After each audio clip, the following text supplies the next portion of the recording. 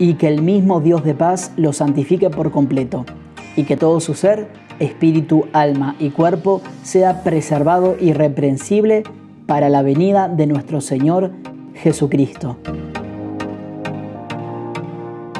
Te invitamos a compartir este tiempo especial de meditaciones teoterápicas.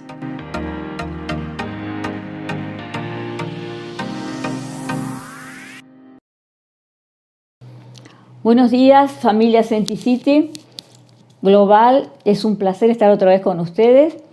Como ya saben, creo que ya saben por lo menos la mayoría, mi nombre es Miriam Pose y estoy aquí sirviendo al Señor en la provincia de San Luis, Argentina. Aunque mi origen es uruguayo, pero ya estoy más argentina que otra cosa.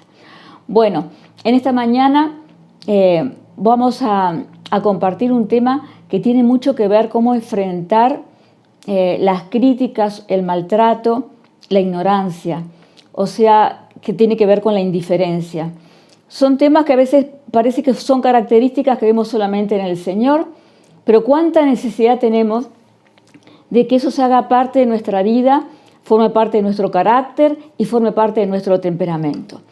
Entonces, para meternos en el meollo de la situación, vamos a ver cómo Jesús lo hacía. Porque hay un tema muy importante también de él con su familia, pero hoy vamos a hablar dentro de su ministerio general que él hizo mientras estuvo aquí en la tierra. En Mateo 22, 46, cuando discutían si era el Mesías, si venía de David o no, él dijo, nadie no pudo responder, y a partir de entonces ninguno se atrevió a hacerle preguntas. ¿Qué significa? ¿Que no iban a haber más preguntas o que no podía responderlas? Luego hubieron otros enfrentamientos, por supuesto, nunca dejaron de atacar al Señor. Pero en ese momento, por un tiempo, como que el Señor, con 2 o 3 palabras que iban directo a poner en orden y en claro las cosas, los dejó completamente callados. ¿Qué características principales tendría el temperamento del Señor, su carácter? Y él se puede resumir en 3 palabras.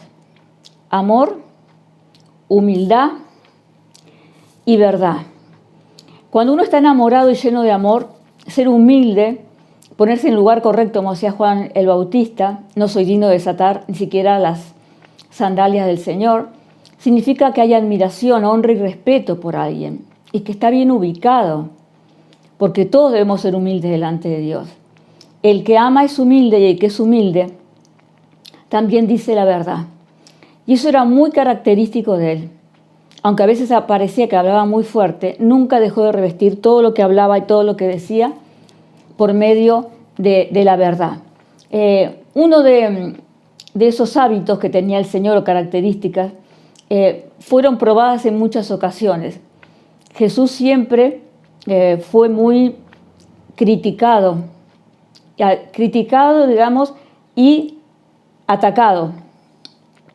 Generalmente los religiosos de la época le hacían la contra en muchas situaciones que él atravesaba y trataban de, por supuesto, negar la realeza que tenía el Señor. Y entonces era muy difícil que no se supiera, una persona normal no se ofendiera. Los religiosos sí, lo atacaban y lo criticaban. Pero todos los soldados romanos, en el momento que fue escarnecido, que fue abofeteado, humillado, avergonzado, también fueron crueles con la persona de Jesús. Sin embargo, él pudo decirle, perdónalo, Señor, porque no saben lo que hacen. O sea, fue siempre una actitud pacifista. Cuando estaba en la cruz, aún los insultos que le daban, el desprecio por el mismo ladrón, el delincuente que estaba a uno de sus lados, porque uno sí se convirtió y lo reconoció como el Señor, pero el otro lo menospreció, lo despreció y bueno, en ese momento sabemos cuál es la consecuencia en la vida de la eternidad. Cuando nosotros queremos hacer algo por Dios, queremos trabajar en su obra, queremos crecer y madurar, tendremos que recorrer un camino en donde vamos a ser formados y para eso necesitamos ser transformados. Y muchas veces la adversidad y tener gente que está en nuestro contra va a estar probando el Señor el verdadero llamado, la fe y las intenciones de nuestro corazón. Siempre que quieras hacer cosas grandes con el Señor, vas a encontrar que mucha gente se te va a oponer, incluso dentro de tu propia familia. Y bueno, las bienaventuranzas dicen, bienaventurados los que por mi causa son perseguidos o vituperados, porque también hicieron lo mismo con los profetas que nos antecedieron. O sea que es algo como inherente. Sin embargo, a veces nos dolemos demasiado por una crítica, nos sentimos como que no valemos nada o nos ofendemos cuando esas personas que están a nuestro cargo nos atacan y tal vez quisimos enseñarles algo, pero como que no soportan o no resisten que se les diga la verdad. Cuando nosotros deberíamos ya estar tan concentrados en agradar a Dios y no que el orgullo o el ego esté en el primer lugar y no dejemos que el Señor nos pueda hablar y hacer lo que necesita en nosotros. Manejar la crítica y tener un carácter firme y estar seguro de lo que hacemos es fundamental. En el capítulo de Mateo 12, 22 al 24, es la discusión cuando él saca demonios y se lo dicen que lo hacen en nombre de Belcebú. Si ustedes recuerdan, está del versículo 22 al versículo 24. Como si las cosas, es un disparate decir que en el nombre del mismo Satanás va a sacar a los demonios que vienen del enemigo. Cuando una persona critica, a veces está tan enardecida que no sabe, no tiene entendimiento de las cosas que suceden. No sabe lo que tiene que hacer, o sea, no sabe lo que pueden hacer. Los milagros de Jesús venían del poder. Él era Dios mismo revestido de carne. Y los milagros que él hacía recibían los celos de las personas que estaban alrededor. Y esos celos hacían que permanentemente trataran de desmerecer, de disminuir, de aniquilar las verdades tan grandes que Jesús decía. Celos. ¿Has padecido alguna vez celos de tus compañeros, de amigos, de hermanos de la iglesia? En cualquier lugar, cuando alguien sobresale, los celos, la envidia aparecen, y eso realmente perjudica mucho para la restauración y para que la unanimidad que solamente el Espíritu Santo puede hacer, la pueda desarrollar en tu ministerio. Cuán importante es el corazón sano y parecernos tanto a Jesús, pero esta característica de Jesús, de que él no tomaba las ofensas como algo suyo, ni estaba haciéndose fantasías o dándole vueltas a la cabeza, es tan importante para poder actuar con madurez. Como siempre decimos, el carisma es importante, atrae a la gente, pero lo que te mantiene y te sostiene en un ministerio es el carácter. Tenían celos, dijimos, pero había otra cosa también que criticaban y que era su fe. Tanto los sacerdotes, los ancianos y todo el Sanedrín querían echar abajo las cuestiones que Jesús era que afirmaba. ¿Por qué? Porque estaban buscando cualquier falla, cualquier error que él cometiera para hacer lo que ellos deseaban. Si encontraban alguna falla, era fácil poder matarlo, como finalmente lo hicieron, y sacárselos de encima, como que les hacía, ¿viste? Cuando uno dice, me hace roncha, me molesta, hay alguien que no quisiera tenerlo al lado mío. Alguien dijo, las personas que hablan mal de ti, si las personas hablan mal de ti, vive de tal manera que nadie pueda creerles. Me pareció súper interesante esto que te lo voy a repetir. Si las personas hablan mal de ti, vive de tal manera que nadie las pueda creer. Cuando nuestro testimonio de vida contradice a los ataques, a los insultos o al menosprecio de la gente, es realmente imposible que los demás puedan creer. Entonces, un testimonio, un estilo de vida puede más que todo lo que los demás nos pueden hacer a nosotros. Otra característica es que también la forma de contestar o de resolver las situaciones al estilo de Jesús es guardar silencio. Cuando él fue confrontado con Pilatos y le decían si él era el Hijo de Dios, él le dijo, tú lo has dicho. O sea, él quedaba como en una semi-respuesta guardando silencio. Muchas veces frente a los enfrentamientos, a la negativa o a una ofensa, es mejor callarse la boca. ¿Verdad que esto pasa en familia también, no? Uno tiene que saber cuándo contestar y cuándo es mejor no hacerlo. Cuándo es mejor callarse la boca para evitar cosas peores. Siempre en alguna situación el silencio puede ser beneficioso, aún en nuestros tiempos con el Señor, para escucharle a Él. Cuanto más ante la gente que nos quiere ofender. Guardar silencio es una forma de no darle tanta importancia y que no logre lo que quiere, molestarnos, que reaccionemos de alguna forma. Simplemente es una manera como de hacer de cuenta como que lo ignoramos y no dejar que nuestro corazón se empañe, se entristezca de alguna forma.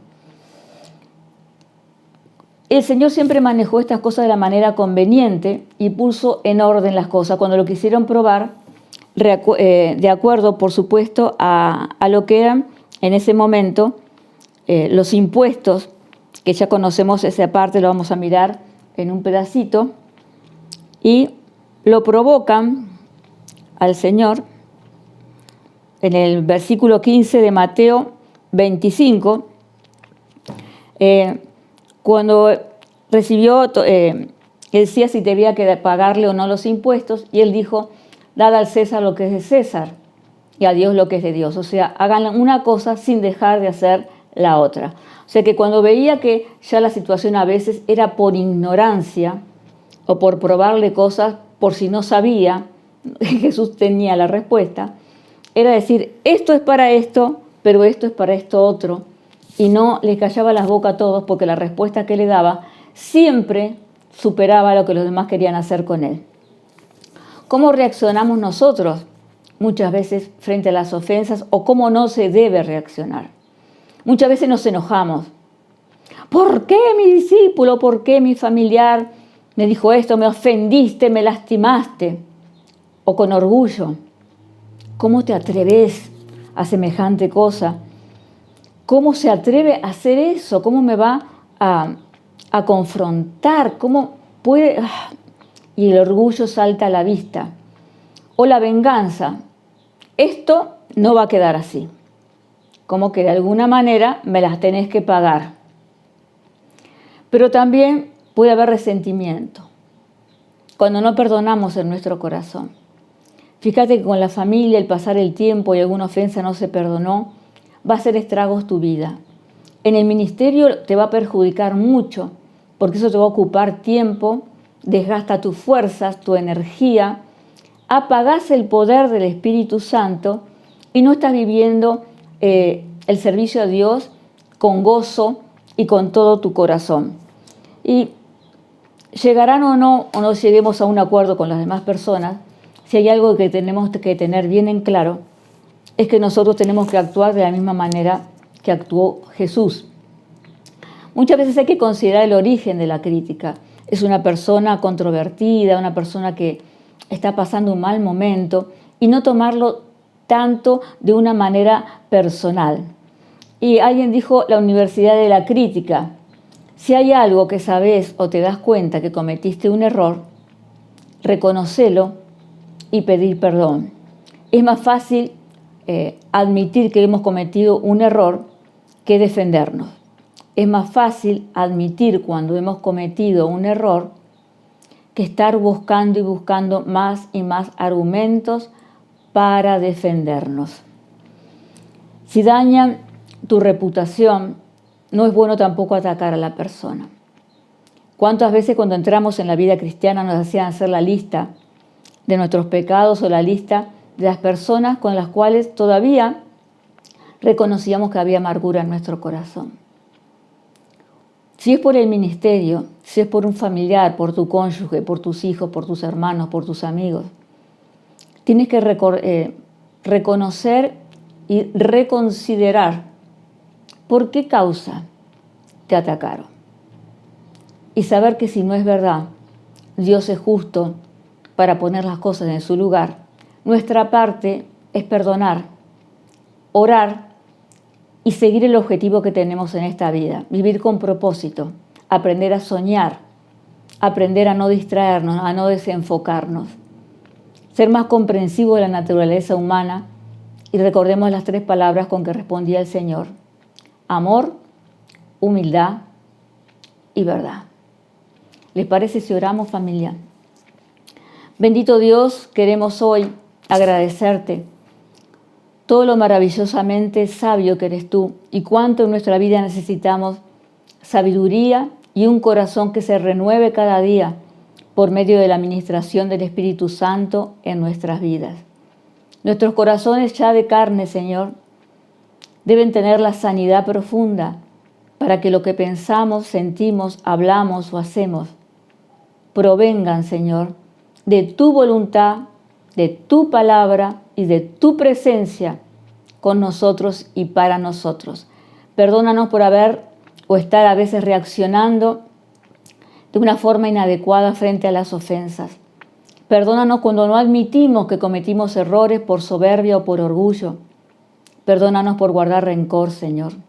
Que nada nos desvíe del llamado y que sepamos que lo más importante de todo es estar conectados contigo, el autor y el hacedor de milagros, basados siempre en la misericordia y en el amor por los demás. Quitemos los ojos de nosotros para ponerlos en Él y tener siempre una vida de reconciliación y de acercamiento. Te damos muchas gracias en este día, en el nombre precioso de Cristo Jesús. Amén. Muchas gracias por acompañarnos. Te invitamos a participar del próximo encuentro de Meditaciones Teoterápicas.